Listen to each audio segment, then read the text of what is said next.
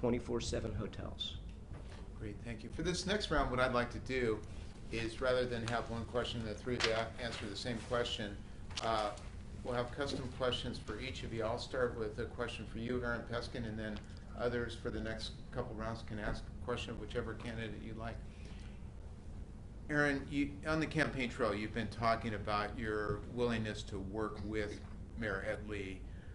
Yet, even in your opening statement here, it was pretty combative in terms of how you describe who's controlling City Hall, and it sounded an awful lot like very thinly veiled attack on Mayor Lee. What confidence should we have that you're going to be more cooperative with him than you were with Gavin Newsom or Willie Brown before them? So first of all, let me say, I think it's about having checks and balances. What a democracy is best served when the legislative branch is independent from the executive branch.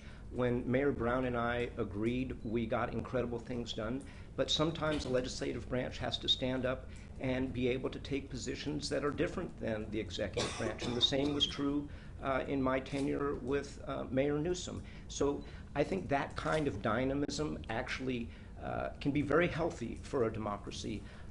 Listen, when I first got elected, I was 35. I'm 51 years old now. I think I have a much broader perspective, and I'm sincere in my desire to work with the executive branch. And when we disagree, we will disagree politely. Can you talk about Proposition I? That's the mission, it's not your district, but it is an idea of a moratorium in their sense. Just pause for a second. Chuck, if you could identify yourself, since people are watching this online, and also which candidate you wanted to direct it to. We don't get to respond to each other, do we? I thought you said this was a debate. I'm Audrey Cooper. Well, hang on a second. Let's stick with it. Julie Christensen wants to respond. You can respond to Aaron's comments. Well, I just think, the problem I have is that there's a history here of Aaron fighting against people rather than ideas. So not supporting Care Not Cash because Gavin Newsom came up with it, or fighting against the Parks bond, which was desperately needed for funding in our district because of a spat with Phil Ginsburg. Recently, the two planning commissioners that have been at Aaron's campaign rallies were the only two people on the planning commission to vote against the ADU legislation for our district. And so part of my concern is, we've got a long history in our district of ideas that are supported by the district, like the North Beach Library or the extension of the Central Subway, or, a couple other things. And Aaron has changed his position on those, eventually coming around to fight things that were popular in the neighborhood. And I think a lot of that has been personal rather than policy. And that flip-flopping and that opposition of people over ideas is, I think, something that concerns us in the district. Aaron, I'm going to give you a chance to respond, but first, Wilma, your chance to respond to something either Aaron or Julie said.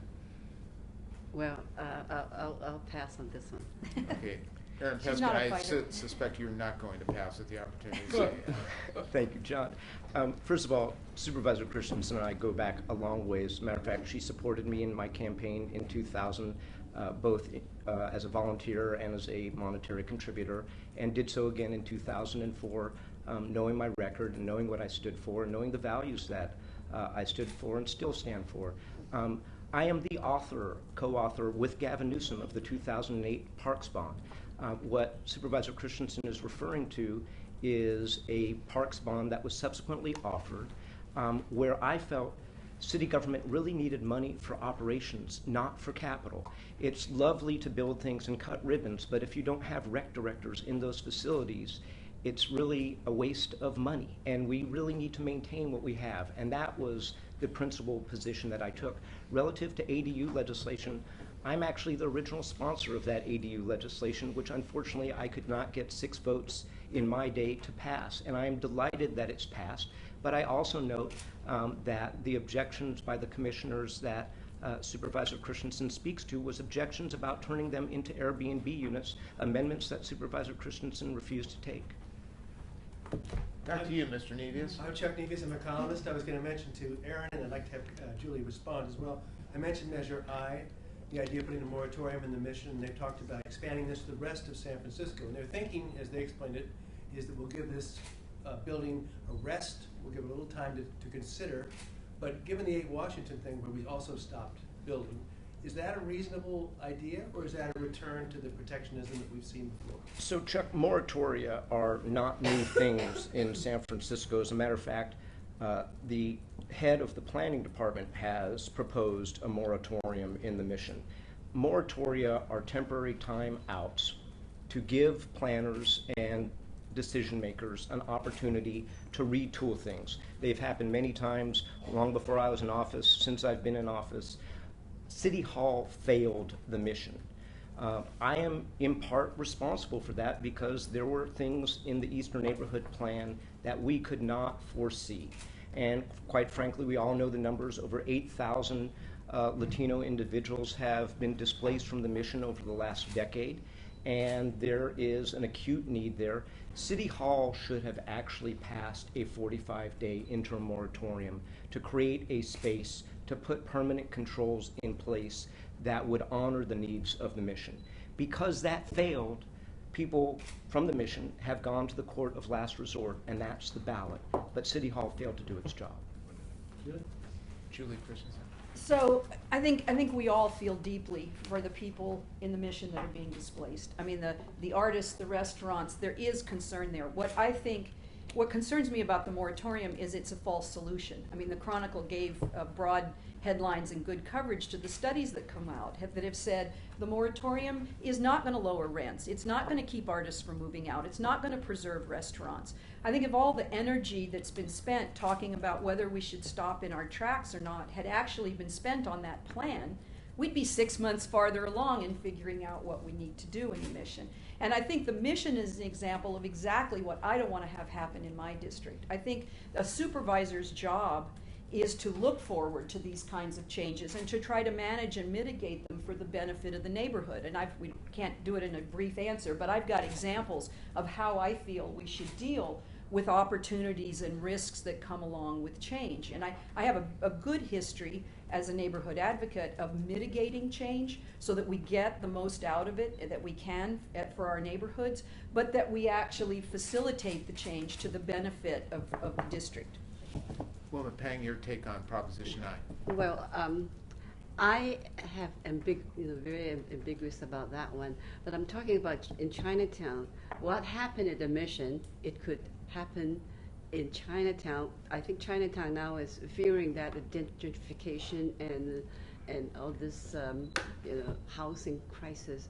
But there's a little glimmer of hope in Chinatown because most of the buildings, SROs, are, I wouldn't say owned by the family associations, and the family associations usually serve the members first. So it's pretty hard to say, well, it can't compare Mission to Chinatown because Mission is probably owned by many segments or individuals. But in China specifically, we're a little blessing that these SROs are there, and quite a few are owned by family associations, and therefore, I just hope that it won't come to the point that there's a lot of topsy-turvy in Chinatown because of the Prop I. As promised, I wanted to give you a chance to ask each other questions. We'll start with you, Julie, then to Wilma, and then Aaron. Question of whichever of your competitors you'd like to ask. Oh, let's see. So Aaron's right. Aaron and I worked together. I supported him, and what happened is that Aaron came out of office and took opposing positions on a lot of things that we worked on together, and that's been one of the reasons. One of the reasons I agreed to do this. One of the reasons we're on opposite sides of this is because that feeling that things that I thought we were in agreement on that we parted ways on. So, one of the biggest ones is the North Beach Library, which we worked on together, and then Aaron sort of thwarted when he came out of office. The subway, which he voted for when he was in office and came out and called it a boondoggle and a mistake. Now that he's a candidate, I think he's back on board again. Treasure Island, which was okay when you were in office, but sued to try to stop it, including 2,000 units of affordable housing. And so my sense is that I'm just not sure where we stand going forward and how these projects that I think are supported and valuable you know, how we go from being on the same page to being on opposite sides of those issues. And so how do we know going forward that the kind of things that you know, the district wants and that we want, that you're going to stick with us on those? Is that a question? Yeah. There's a it question was. mark at the end of the last sentence, yes. So my values have not changed at all. I think I was a tough negotiator and a voice for the neighborhoods. In the case of Treasure Island, that project was revised after the board approved it to reduce the level of affordability. We also discovered, as reported in the Chronicle, that there were significant amounts of toxic waste on that island. That was the source of my objections. But what I've done since I've been out of office is what I did when I was in office, which is advocate for preserving institutions like the flower market, for making sure that our waterfront is a place that we all enjoy after we all came to the wonderful conclusion that we should tear down the Embarcadero Freeway, only to propose buildings that would have been taller than the Embarcadero Freeway. And Supervisor Christensen and I disagree on that. She supported the development, the increase in height limits at 8 Washington. I opposed that, and the voters were on the same side as me. But I think this is actually much bigger than parks and libraries. I mean, I think those are great things, but this is really about having bold, independent, visionary leadership to move San Francisco forward at this time. Ooh, I'd Well, love to take on the Wilma, your time to ask a question of whichever. Well, since the two of us are women, and I want to ask Erin, you know, because I think the child care situation in District 3, it's pretty severe too. You know, working women in the district can't find child care or not too affordable. So when you're a supervisor, I don't know whether you're aware of that. The women like us, we have women issues such as, and I'm a senior, we have senior issues. How are you going to address or minimize the problem of child care in our district? So when I was on the Board of Supervisors, I actually was a champion of SF Cares to make sure that child care workers got a reasonable amount of compensation so they could afford to live in the communities that they provided child care in. And I think we have to make sure that people can afford to live in these communities. And indeed, I was president of the board when we passed some very innovative laws, the first minimum wage of any city in the United States, Healthy SF, which was a universal health care coverage system that benefited workers like that long before Barack Obama was even a candidate for the presidency of the United States. Anyone else want to ask a question? I think Wait, don't I get to ask a question? Yes. Is it my turn? Oh, that's Oh, right. yeah. You haven't asked your question yet? You're up, Aaron. So I think that Supervisor Christensen and I, who have on more than 20 years of personal history and political history, who I actually tapped early on because of her good community work to help as a citizen advocate rebuild the Helen Wills Playground.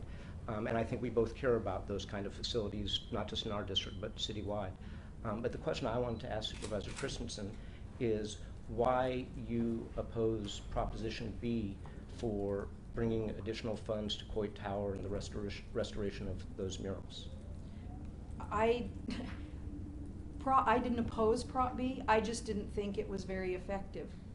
And so, you know, I've got a 20-year history of working at Coit Tower. That's an interesting question. I know that, you know, I know what goes on at the tower, probably, I'd say even better than the proponents of that measure. And so, why would you oppose Coit Tower? I've spent, let's see, since 1995, I made the tower ADA accessible without chopping up the murals.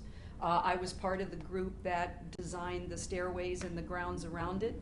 I've remained an advocate for that park for the last 20 years, trying to take care of the tree forestry management, and now that we've been having the drought, native plants and that sort of thing. So I think I have a very good history of being a steward of that facility, and we've been seeing some good success there. I've been working a lot with the new vendor, trying to make sure that he remains viable. So I think Coit Tower's in good hands. Next question. Yes, Heather. Hi, I'm Heather Knight, City Hall reporter. I'd like to hear from all of you how you would evaluate Mayor Edley's 5 years in office and what have been his biggest success and biggest failure. Start with you, Aaron, and then we'll. Well, I think actually, interestingly enough, the editorial that you guys wrote on Monday is quite telling. He's obviously enjoyed a remarkable economy. As I used to say, when there's a global recession, every elected official always says that they have nothing to do with it. But when the economy is booming, every elected official takes credit for it. And in some part, that credit is due.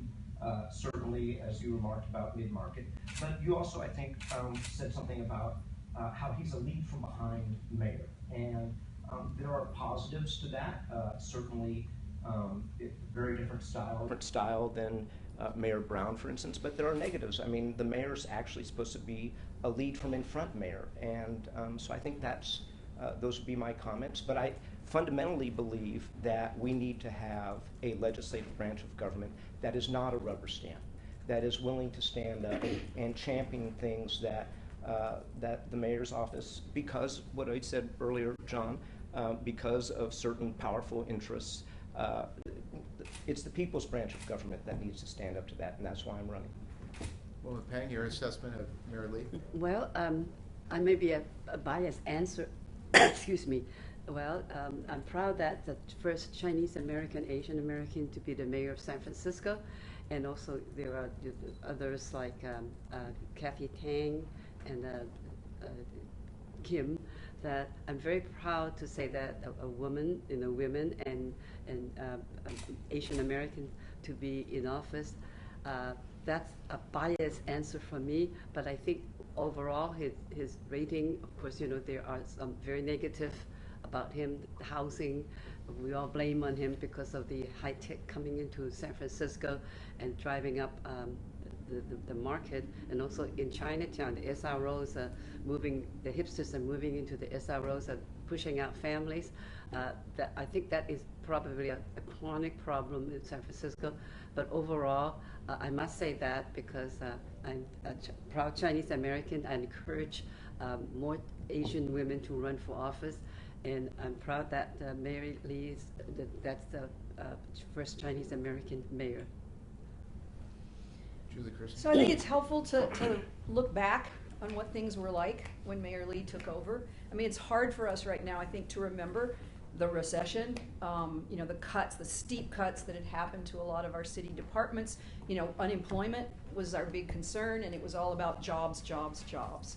A lot of debate about the techies. I always remind people that the largest employers in the city are healthcare, and so I think we've been successful at the jobs, jobs, jobs thing. I think now we're looking at the housing problem, and at transportation and parks and streetscapes and those sorts of things. I think when Mayor Lee started, we were happy to have a nuts and bolts, clockworks kind of person who was going to look at how all these pieces fit together. Certainly we've suffered with a lot of the rapid change that we've seen in the last years, and to Aaron's point, the mayor can not take credit or blame for all of that. But I do think we've got some tough issues with the tide line that we're dealing with. I think a lot of the new economy, the shared economy, is really bedeviling us in a lot of cities. I think we need to be more aggressive and more forthright in figuring out how to make those gears mesh. I think we need a lot more hands-on planning than we're doing. And so there's some tough parts to knock out, but I think that's one of the things the Board of Supervisors is here to do. Let me follow up on your point about the shared economy, and then we'll go to the other two candidates, give a chance as well. Mm-hmm. Where do you see the gaps in regulation that the city needs to step in and be more assertive in the shared economy? Well, certainly we're still grappling with short-term rentals. I've been focused mostly on setting up the enforcement office in the past few months, because I really think that needs to be in place. I've also tried to take the regulations that are in effect now that would deal with a lot of the more egregious offenders that I see in our district and focus on that. But I think going forward, we understand that there's some more adjustment that's needed, and that's definitely a work in progress. I think the thing about the shared economy is that, as exciting as some of these services are, I don't think they can profit purely by jumping over governmental or societal obligations. You know, I think Uber wants our streets to be in good repair. I think that, you know, we need to look at regulation. You know, certainly with with shared rides, the taxi cab drivers and the burden that they have versus, you know, the Ubers and the others. And so we really do need to be fair as a government in how we regulate that. You know, our primary interest remains the safety of our citizens and the smooth operation of our government. We need our workers to be taken care of. If I could just follow up, and I'll give you 30 seconds to answer this. I was looking for specific things that you would be willing to do to crack down on these excesses in the sharing economy.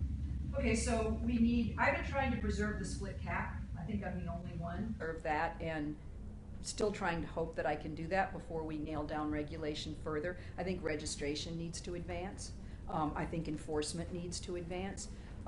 There's been a lot of focus on Airbnb. I'm not interested in passing regulations that are platform-based. I think we need regulations that apply to everyone who's welcoming visitors into their home, whether they register on Airbnb or on other platforms. And so there's a lot that was accomplished in the existing legislation, but we have other parts that still very much need to be worked out. You know, is it fair? Is it effective? Well, I have another take on, I think tourism is #1 industry in San Francisco. It brings in $7 billion into the city coffers, but I guess nobody really pays attention to it. And I think art and culture and heritage, that's very important in San Francisco. That is helping help tourism, because no other place, I would say, in the United States can compete with San Francisco when it comes to the weather and our, of course, you know, our nice scenery, but also back in the 1950s, I remember that beatniks really make San Francisco famous.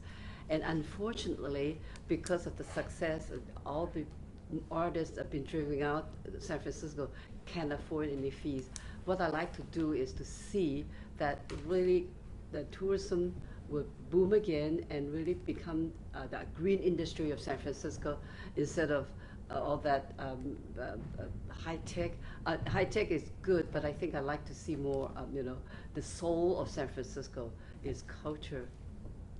Aaron Peskin, where would you like to see more regulation of the sharing economy? Thank you, John. I mean, this is a place I think where Supervisor Christensen and I fundamentally disagree. A matter of fact, the amendment that she offered to the short-term rental legislation that she just spoke to about requiring hosts to report rather than having the platforms like Airbnb report is fundamentally unworkable. There is no way that with some 10,000 units as reported by Carolyn Said at the Chronicle, that you're going to go after 10,000 individual hosts. As a matter of fact, it's a burden on those hosts. If the law required Airbnb and other short-term rental platforms to provide that information, the city could much more easily and effectively enforce.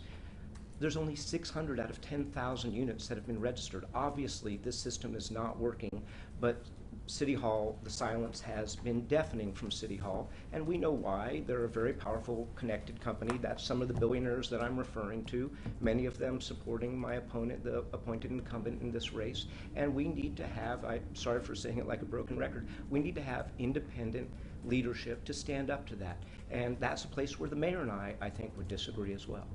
Julie, I want to give you a chance to defend your amendment. You know, I ran a small business. I know you don't set up a business overnight. You don't change the world merely by passing legislation. My favorite part of Supervisor Chu's legislation is the one that says if you don't live in a unit, you can't rent it short term. That bit of the regulation, which is in effect right now, would take care of more than half of the egregious rentals that we have in District 3. I want to see that enforced. And now we have an Office of Short-Term Rental. We've got good people running that. They are working now to help us understand what we need to do as legislators to make what they're trying to do actually work. The idea that there are 10,000 rentals, I think there are a lot of people that rent on multiple platforms, so I think that's an inflated number. We're probably talking about half of that or even less. But the problem with making Airbnb alone responsible is, first of all, people can just jump to other platforms. But secondly, the business model that Airbnb uses is somewhat unique. They're in a better position to have information than most of their competitors. So if we focus legislation on Airbnb, we don't deal with VRBO, we don't deal with people that rent from the back of the New Yorker magazine, and I think we've got to have regulation that's universally applicable. This one's for Aaron. John Wildermuth, reporter of the Chronicle. You talk about the powerful billionaires that are running the city. But in mid-market, when you were on the board, was something that nothing could get done. There were empty storefronts and all sorts of problems with an area that existed for a long time. Working with some of these billionaire developers and big companies, the mayors seemingly managed to get mid-market going again. Is that a good thing? Is it a bad thing? How would you have done things differently, or would you have? It's a very good question, John. First of all, mid-market from probably before I was born was in tough shape. Matter of fact, it's been in tough shape ever since we dug up Market Street to put in BART, if you will recall. And I am delighted by what we've seen there. The question is, given the huge amount of growth that we've seen in the south of Market and the mid-market, would it have happened anyway? And the big thing that people like to talk about the Twitter tax. What everybody forgets is that we no longer actually tax IPOs either. I mean, and people, going back to what John was asking about, which is what other things would I institute? I think it's time for folks who make windfall millions in IPOs to start paying their fair share. That was gotten rid of by this administration.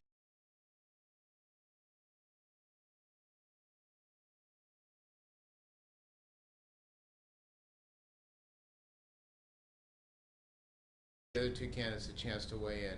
Wilma? Well, I think mid-market is doing what it's supposed to do, and it's helping the economy of San Francisco. I see Mayor Lee is doing a fine job.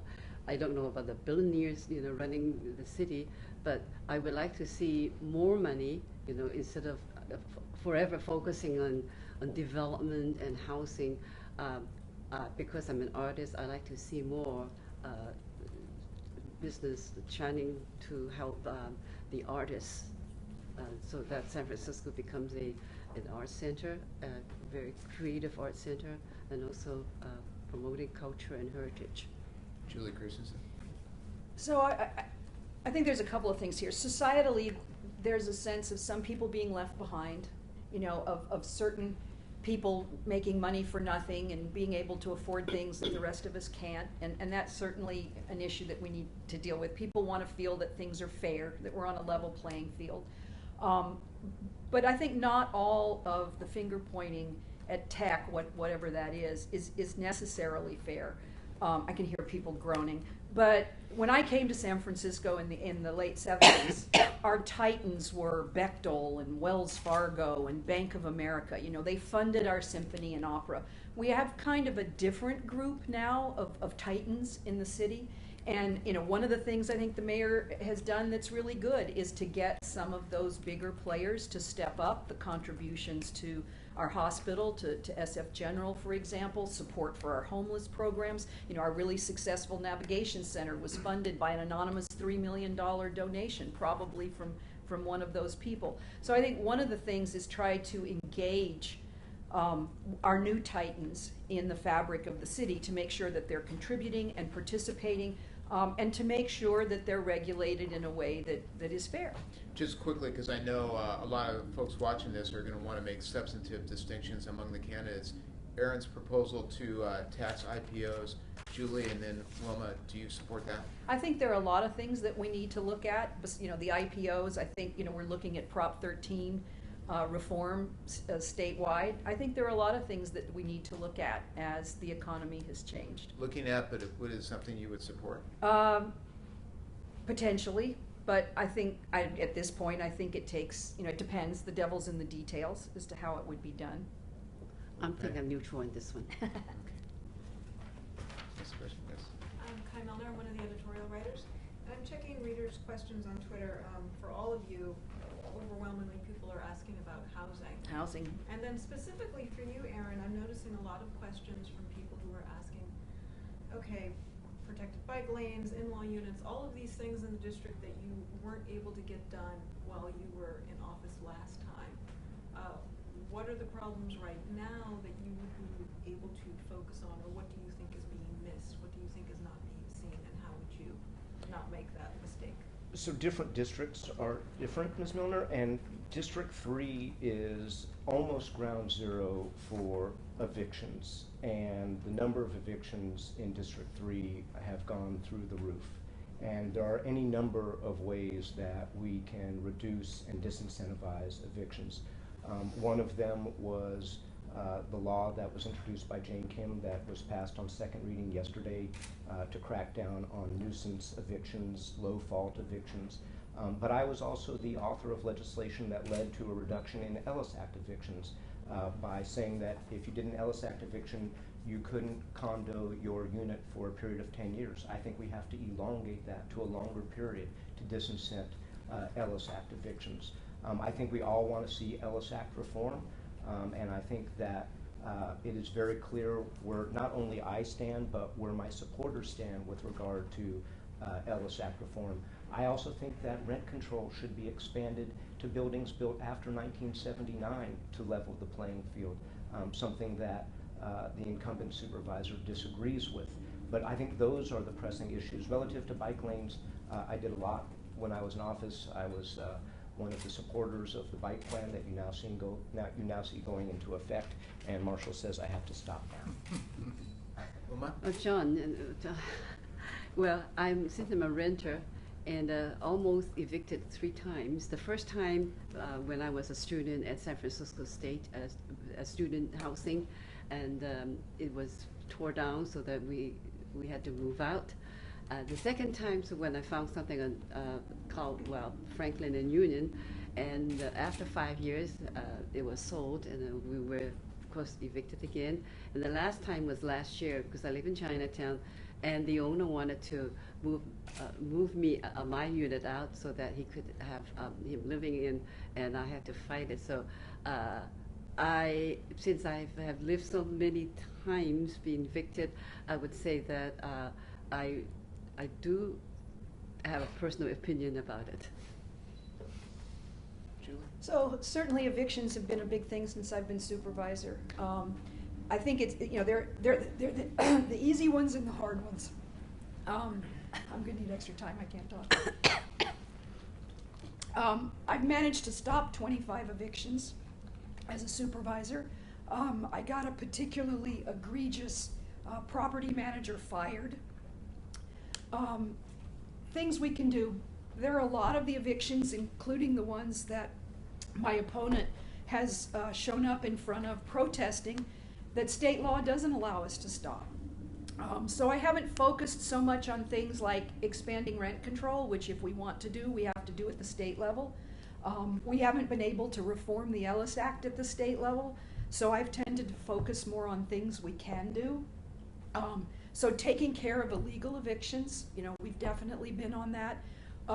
I've been trying to find ways to protect mom and pop property owners. We have a lot of speculators who are outbidding our smaller investors, so we've been looking for ways to protect and incentivize smaller investors. But the one thing that we're not talking about a lot is the fact that a lot of the evictions and the changes that are occurring are a natural process of older homeowners aging out or passing away from their properties. Prop G wouldn't have stopped a lot of the evictions that we're seeing in the neighborhood today because of all the loopholes in that. So I think some of this is just a societal planning of how we protect small property owners and how we plan for more housing overall. Just so I'm clear on your position on extending rent control to post-79. I'm not focusing on it because I don't think that it's something that we can do. I think that it's something that we can do in the short term, and I think our housing needs nearer term solutions. If I could just be clear on your position, Erin Peskin had said that you were opposed to it. You're basically saying it's not doable, but would you support it if it was doable? I haven't focused on it. I think the rent control we have now is absolutely the bedrock of the agreement that we have as landlord and tenant. And that's, I support that, and that's not going to change. I do agree that we should reform the Ellis Act, but as I say, we haven't had success in doing that. get another round of you questioning each other. And this time we'll start with you, Aaron Peskin. A question for either of your competitors. Sure. Wilma, you have, Ms. Peng, you have been asked if you were to encourage your supporters to have a second place person, who would you support? Well, that's a difficult question because I'm running on my own, and and for the record, last week, and Julie said she would have me second. So I guess I'm not the person to say right now because I'm a challenger to who's going to be my second. So yeah, you're welcome to say it can be my second, and Julie can be my second. So I mean, I am open to that one. Wilma Peng, your turn to ask a question of either Aaron or Julie. Me? Yes. Ask a question. Ask a question. Okay. All right. So I asked Julie. Okay. So I know that you've been going to Chinatown a lot, trying to to really get to know especially the seniors, and I was wondering that if you are the supervisor, would you be able to really help the women, especially because there are a lot of working women and seniors in Chinatown who are monolingual and they really need help? Would you be able to help them, and what extent? I've been trying hard. I think Chinatown's such a unique neighborhood, such a special place for its residents, but also for our city as a whole. And so we were lucky this year to be able to get funding, especially for senior programs and for family programs. Let's see, we've got pedestrian improvements in front of the Lady Shaw Senior Center and near some of the schools. Lot of after-school programs. We're doing technology programs where seniors can get computer training. I've been a big supporter of some of the new hires. I know that was not the Chronicle's favorite, but we need beat cops on our street, and we especially need bilingual and culturally sensitive beat cops in Chinatown. So we've been working on trying to do that. Issues in Chinatown, crime. We've been working hard on trying to improve safety, street cleaning. I think, yeah, so I think generally we've been successful so far in funding the social services and in providing the community services that the people in Chinatown have said to me are important. Julie, your chance to ask a question of either of the two. Let's see, so we have been, so we're on the topic of Chinatown. It's funny, it's, for our district, that's a big issue. A third of our voters are Chinese American, and Chinatown's an important neighborhood that, as Wilma mentioned earlier, is threatened with some of the same changes that we've seen in the city. So what would you say are like the 3 top things that we ought to be looking at in Chinatown to help the community? Me? Aaron? That's you. Oh. Okay. Of course, crime. Of course, it is particularly right now getting not so good because a lot of our seniors are living in Chinatown SROs. They are victims of being robberies, number one, and also for some reason culturally, Chinese seniors like to wear gold. They don't like to wear fake things like myself. So it is a problem. And of course, obviously that's crime. I would say number 1. 2 is the seniors at Portsmouth Square, which I spent last 5 years. And I'm not saying that I'm a Mother Teresa there, but they really need help. And I get to know them, and I even learned to speak their dialect. So I think to help the seniors, Portsmouth Square, who are really disenfranchised, and so. Let's get another question in before we go to closings. Can I ask a question about the police at the Board of Supervisors? Oh, sorry, I'm Emily Green with I cover City Hall. At the Board of Supervisors, I believe it was a 6-5 vote on whether to call for a bigger police force, and I'm just wondering where, I know Julie was the Supervisor Christensen was a decisive vote in that. I'm just wondering where you stand on that, Aaron. So we had a certain mandated level of police staffing in San Francisco. Clearly, as our population has grown by some 90,000 people, that should be looked at. The fact that the board passed a resolution, it's not an ordinance, it's not funding, that called for 400. I don't know that 400 is the right amount. If you look at it relative to our mandated staffing levels of 1,900 and I believe 26, if my memory serves me, 1971, thank you, Supervisor. That actually is a much larger increase than the percentage of population increase that we've had. So, I mean, those are the kind of things that we need to look at when we're dealing with the homeless problem. I'd much rather spend money on mental health beds and on professionals to get these folks help and off the streets than on cops if we don't need them. So the question is where the balance is and how you can adjust that relative to the budget. Sounds like a no. No, it sounds like, look, resolutions are the politics of politics. Passing budgets is real politics. So having a feel-good resolution that says we want to hire more cops is a lot different than figuring out how you're going to pay for it. Julie Christensen, Hey, please talk about we're your vote. paying for new academy classes. So it's an interesting thing because, you know, people talk about police versus social services and this stuff. I'm looking at my district. Our district got expanded to include Market Street and part of Mission Street in the recent redistricting that recognizes the shift of the population south. We're up like 1,100 calls a week because of that. And we need more cops to cover that. I think what's important is we're not talking, actually to tweak your comment, Emily, we're not increasing the police force. We're bringing the police force up to a level that was established years ago that even in the face of an increasing population, we haven't managed to sustain. So I know my 2 district captains, I see them frequently, and they're short-staffed, and they can't be fighting auto burglaries. They can't be worried about property crime if they don't have the beat officers to take care of those things. And while crime is down generally statewide, I was reading in the Chronicle this morning, in our district, auto burglaries are up 78%. You know, we've got tourists that are getting shot a block from the curvy part of Lombard. So I want those boots on the ground taking care of these kinds of issues in our district, and we do need extra police officers to do it. I'm also very interested, as I mentioned earlier, in having bilingual officers and culturally sensitive officers, and I think those are likely to come from the new academy classes. And the mayor's been great at increasing the number of academy classes and bringing our staffing levels up to a reasonable minimum.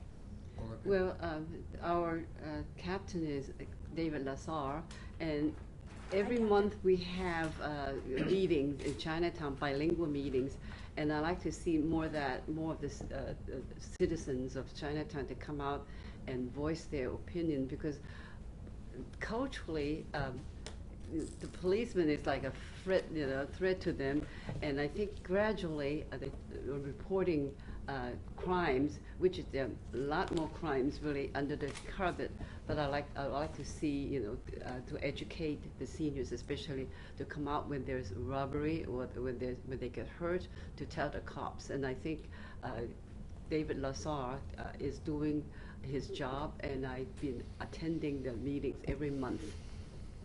Two-part question on Sanctuary City. Did Sheriff Ross Mercury make a mistake in going too far by basically having an order for his sheriff's department to cut off all communications with federal immigration authorities? Second part, would you support legislation by Mark Farrell to provide greater lines of communication? We'll start with you, Aaron. Yes and yes, and then let me just say this about that, which is I really think City Hall should convene a panel of experts, both from criminal justice and from immigration. What many people forget about Sanctuary City is it was passed in the days when Dianne Feinstein was mayor of this town during a period of time when there were death squads in Central America, and it was supported by the Roman Catholic Archdiocese. And so we should really, I think, revisit and have real experts from academia, both in criminal justice and in immigration, make suggestions about it. It's a very complicated field, but So I just wanted to add So that to you my do yes think and yes. Mercury did make a mistake? I think that you have to have communication between the United States and the city, absolutely. So when they're going to release, undocumented immigrants, would you support a policy wherein the sheriff's office notifies ICE that they are releasing immigrants? Well, the case of this particular gentleman is really quite interesting as to why he actually was released to San Francisco and not. But that's not the question. But the answer is, I think there needs to be communication between local law enforcement officials in the United States of America. Okay. Well, I do support the idea of the local officer to work with federal. But since this is a very complicated question, also we have a lot more. They are illegally in the city, Asians and Latino particularly, and this is very, very involved question, and I don't see anything other than not communicating with the federal government, the federal. So I would support better communications and work with federal in this case. Thank you. Julie Christensen? Yes, I think that Sheriff Mercury erred, and yes, I support Supervisor Farrell's legislation. But to me, that particular incident was just a cascading series of failures, largely administrative. And oddly enough, I think it comes down in some ways to simple issues of homelessness and car break-ins again. I mean, the whole fact that Lopez Sanchez was brought to our city in the first place, the expense that we paid for that, both monetary and the horrible outcome of his being here, the fact that a person with probable schizophrenia and a long history of felony arrests was released with no family, no connections, no source of income onto our streets, adding one more homeless person with issues that we need to deal with. The fact that we have locked weapons or loaded weapons in vehicles, and Supervisor Campos is trying to address that with some legislation that he's working on. But I think that was just a cascading series of mistakes, and definitely, I think codifying communication is a good idea. So that we all understand what's expected and what we need to do. I think the climate under which Sanctuary City was originally established is somewhat different. I mean, we want to be respectful and protective of our immigrants, and I think that original intent is intact. But in this particular case, from an administrative point of view, it was just a disaster. As promised, we're running out of time, but I want to give each of you time for a 1 minute close. We'll start with you, Wilma, then we'll go to Aaron, and then come in. Me first? Okay, well, I'm running because I really care for seniors and the women issues in San Francisco, particularly the 3rd District in Chinatown. I'm not here to say, well, please, vote for me, but I just want to voice my opinion because a lot of the seniors who are monolingual cannot really speak from their hearts, and I know what they are suffering, and I know that what they're going through. That's why the reason why I'm running is to have a voice to speak for them, and because my nature is a professional teacher for the last 30 years, and I tend to encourage people and nurture people. So that is my nature, and I hope in this election that people would choose wisely, listen more to what they really need, and especially Chinatown, and of course in the North Beach. And also I want to see more artists be supported by City Hall, instead of slapping all these fees and driving out. I would like to say, like this, fund some of the artists instead of kicking them out. Thank you, Wilma Pang. Aaron Peskin. Thank you, John, and thanks for the opportunity to visit with the editorial board today. I respectfully ask for the Chronicle's endorsement in this race. I think we need to have independent leadership at City Hall that is tested and experienced and is willing to stand up to special interests when necessary and negotiate the tough deals as an independent member of an independent branch of government. And I hope that you will join a very diverse set of endorsers ranging from State Senator Mark Leno to my former colleague Supervisor Alioto Pierre, to former City Attorney Louise Rennie, as well as your good friend Quentin Lewis Kopp, retired judge. So I respectfully ask for your endorsement in this November's election. Thank you. Thank you, Aaron Peskin. Julie Christensen, you get the last word. Is The there last comment? word. So I've got a 20-year history of bending city government and city departments to the will of District 3. So I've got a history of very large, multi-million-dollar civic projects like the North Beach Library, the North Beach Pool, the Joe DiMaggio Playground, Helen Wills. We are making strides on the extension of the Central Subway. It was fun sitting across from the mayor in the last weeks, wielding the power of a supervisor as opposed to a neighborhood advocate in trying to get what our district and our city needs. I've been successful at doing that, and I think I can continue to do so.